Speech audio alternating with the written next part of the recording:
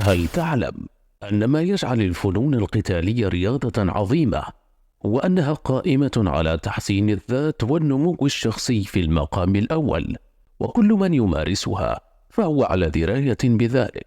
لكن قبل أن نتعمق في هذا الموضوع، دعونا نتحدث قليلا عن العمل الجاد وكيف يؤثر على شخصية المرء. كل من يعاني من الضعف وتدني احترام الذات وانعدام الثقة بالنفس فهو ليس بشخص مجتهد، لأن تلك المشاكل هي ناتجة عن الكسل وإعطاء الأولوية للإشباع الفوري. فكيف يؤثر العمل باجتهاد على شخصية المرء؟ باختصار، هو يمنع تلك الأعراض الناتجة عن الكسل، فلا يمكن للشخص أن يشعر بالرضا والاحترام تجاه ذاته إلا عند إدراكه بأن يفعل شيئا ذا قيمة باجتهاد والتزام. فالعمل الجاد يمنح المرء نواقض الأعراض الناتجة عن الكسل، مثل القوة، عزة النفس، والثقة بالذات. وهذا يأخذنا إلى الموضوع الرئيسي الذي نريد مناقشته: الفنون القتالية. الفكرة الأساسية التي تتمحور عليها ممارسة الفنون القتالية هي تعزيز النمو الشخصي نتيجة العمل الجاد والانضباط وعوامل أخرى. فعلى مر التاريخ كانت فنون الدفاع عن النفس تخدم الإنسانية دائما من خلال تحويل الأشخاص العاديين إلى محاربين منضبطين. وتبقى اليوم هواية كبيرة يمارسها الأفراد، كما يمكن تحويلها إلى مهنة تدر الكثير من المال. من المعروف أن ممارسة الفنون القتالية تعزز القوة البدنية، كما أنها تمنح القدرة على الدفاع عن النفس. فدعونا نكتشف الفوائد الأخرى التي تنطبق على كل من الجسم والعقل، وكذلك على نمط حياة الفرد ككل.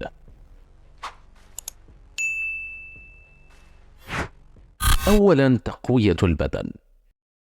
في أي فن قتالي، مهما كانت الرياضة أو الأسلوب، لكي يصبح المرء فناناً قتالياً محترفاً، فلا يكفي التركيز فقط على تدريب جانب واحد من الجسم، بل يتطلب من الممارس أن يكون رياضياً متكاملاً. فكون المرء فناناً قتالياً يمنحه بنية بدنية مثالية، ويرجع ذلك إلى التدريب المكثف بالطبع، والذي يركز في المقام الأول على العديد من الجوانب، مثل تمارين القوة، تمارين المرونة، وأيضا تمارين التحمل، مما يؤدي في النهاية إلى لياقة بدنية مثالية. ولهذا السبب فإن فناني الدفاع عن النفس المحترفين يعدون من بين نخبة الرياضيين في العالم. فالتقوية البدنية هي عنصر من عناصر النمو الشخصي الذي توفره فنون القتال، ومجرد اكتساب لياقة بدنية جيدة يساهم في إحداث تغييرات إيجابية في حياة الكثير من الناس. ثانياً، الانضباط. يعد الانضباط جانباً حاسماً في تحسين الذات، ولا يمكن للمرء تحقيق أي شيء بدونه، ولكنه أيضاً مهارة يمكن اكتسابها وصقلها. لذا فإن إحدى الفوائد العظيمة لممارسة الفنون القتالية هي أنها تعلم الانضباط، الذي بدونه لا يمكن للشخص أن يصبح فناناً قتالياً، لأنه لكي يصبح كذلك لا يكفي أن يتدرب بشكل عشوائي أو يتدرب لفترة قصيرة من الوقت.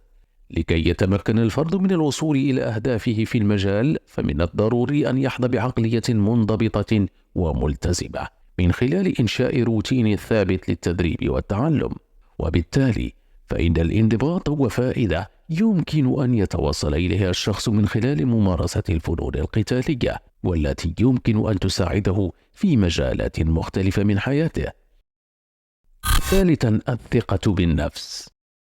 من أكبر المكافآت التي يمكن أن تمنحها ممارسة الفنون القتالية هي تعزيز الثقة بالنفس.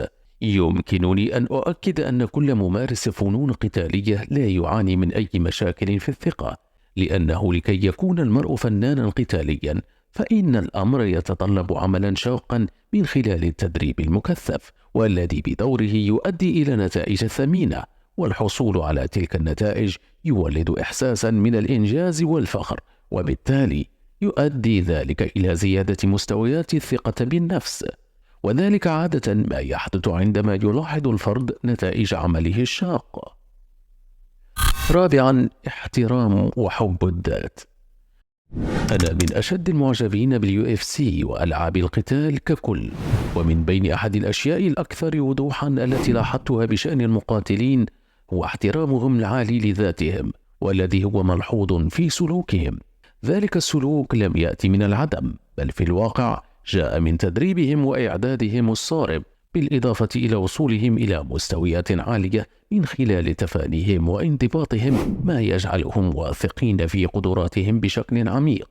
فهذا لا ينطبق فقط على المقاتلين المحترفين الذين يتخذون الفنون القتالية كحرفة، ولكنه أيضا ينطبق على كل ممارس يتدرب بقوة. فالفنون القتالية تتطلب تدريبا مكثفا، وذلك التدريب بدوره لا يفيد الجسم فقط بل العقل أيضا. ومن بين الفوائد العقلية التي يسببها التدريب هي بناء المرونة والثقة بالنفس ودراية الشخص بقدراته الكاملة. علاوة على ذلك، فإن المرء يغدو أكثر ثقة في مواجهة التحديات في الحلبة وفي الحياة بشكل عام. خامسا، الحدة العقلية. أساس ممارسة الفنون القتالية هو التدريب الشاق الذي يعتمد بدوره على الأنشطة البدنية الصارمة، وغالبا ما تؤدي تلك الأنشطة إلى تحسين مهارات العقل، مثل الذاكرة الجيدة والانتباه الحاد ووظيفة العقل بشكل عام، وهذا نتيجة لتعزيز تدفق الدم بشكل أفضل وتوصيل الأكسجين إلى الدماغ. يمكننا أن نلاحظ هذا الجانب على المقاتلين المحترفين أثناء القتال، لأنه للقتال في الحلبة لا يكفي أن يكون المرء قويا بدنيا فقط، بل حتى ذهنيا، فالعقل يلعب دورا حاسما في القتال، وذلك من خلال أن يكون المنافس استراتيجيا في أسلوبه وتحديد وقت الهجوم ووقت الدفاع، بالإضافة إلى كيفية خداع الخصم، وكل ذلك ضمن الذكاء القتالي. تلك الأنشطة العقلية هي نتيجة للعقل السليم، ويمكن تعزيزها من خلال التدريب على صقل المهارات القتالية. لذا فإن الحدة العقلية هي ميزة مثالية يمكن أن يتوصل إليها ممارس الفنون القتالية، وهي مفيدة في القتال والحياة. سادسا، القدرة على القتال. وأخيرا وليس أخيرا، وما هو معروف عن ممارسة الفنون القتالية وتعلم كيفية القتال، وهي بحسب كتاب طريق الرجال سمة من سمات الرجولة التي يجب أن يمتلكها كل رجل ليكون قادرا على الدفاع عن نفسه أو عن من يحب. فعدم القدرة على الدفاع عن النفس ليست بفكرة جيدة، خاصة بالنسبة للرجال.